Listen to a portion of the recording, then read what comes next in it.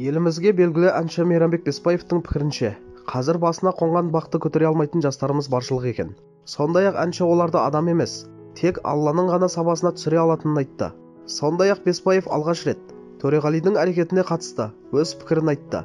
Қанша талантты болсын, қандай аспандағы жұлдыз болсын, барлығы адамгершілікке, тәрбиеге келіп тіреледі. Кенен атам, жаманнан жақсы туса да, жақсыдан жаман туса да, түбі тартпай қоймас негізге, дейді. Түбі қалпы дұрыс болмаса, ол бәрібір бір жерден шығып тұрады. Қазіргі жастарға тәрбие, тәртіптің жетіспеушілігінен шығар деп ойлаймын. Оның үстіне бақты көтере алатын, көтере алмайтын жандар бар.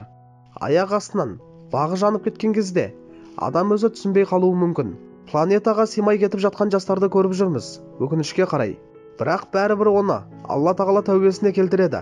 Оны адам баласы, туған туысы келтіре алмайды. Қалай құйылды, солай кетеді.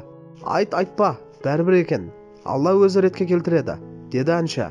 Мейрамбек Беспаевтың өзінің де кезінде басына қонған бағын көтере алмай қалған күндерін еске алды. Алайда ұстазы Алтынбек Қоразбаевтың арқасында сабасына тез түсіпті. Алтынбек Қоразбаевтың қасында жүргеннен шығар, көп нәрседен өзімді тежеп отырдым. Бала күнімде өңшең жұлдыздардың ортасына түсе салу маған да оңай тиген жоқ. Бүкіл мектепте танып жатады. Кейде сабақ оқымаған кезде мұғалімдер де көз жұма қарай салатын. Соның бәрі мінезіме кері әсер еткен тұстары болды. Бірақ көкемнің арқасында туралап алдық, деді Беспаев.